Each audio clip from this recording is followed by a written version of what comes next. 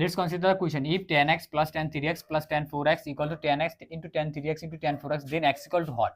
তাহলে আমরা জানি কি, দেখো এখানে তো tan x plus tan 3x, আমরা ওটা ওই সাইডে নিতে পারি tan 4x টা, tan 4x টা নিলাম থেকে মাইনাস tan 4x, আর এখানে আসলাম থেকে plus tan x tan 3x into tan 4x। তাহলে আমরা যদি এখানে কি কমন নিতে পারি, আমরা মাইনাস tan x কমন নিই, মাইনাস tan 4x কমন নিলাম তো কি থাকে এখানে 1, আর এখানে minus tan x tan 3x, ঠিক আছে। আর এখানে আমাদের কত হচ্ছে tan x plus tan 3x।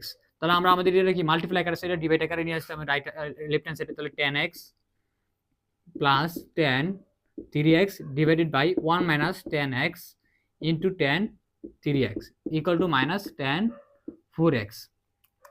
আমরা জানি কি tan a plus tan b divided by 1 minus tan a tan b। তাহলে আমাদের কি tan a প্লাস b, তাহলে tan x plus 3x equal to minus tan 4x।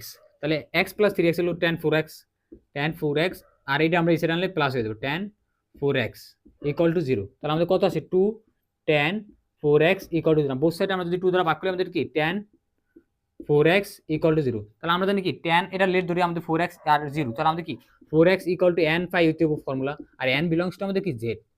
তাহলে এখান থেকে x ইকুয়াল টু কত আমাদের n phi ডিভাইডেড বাই 4, আর n বিলংস টু z। তাহলে আমাদের x এর ভ্যালু কত হবে আমাদের n phi by 4, n belongs to z। তাহলে এটা হলো আমাদের জন্য রিকোয়ার্ড সলিউশন।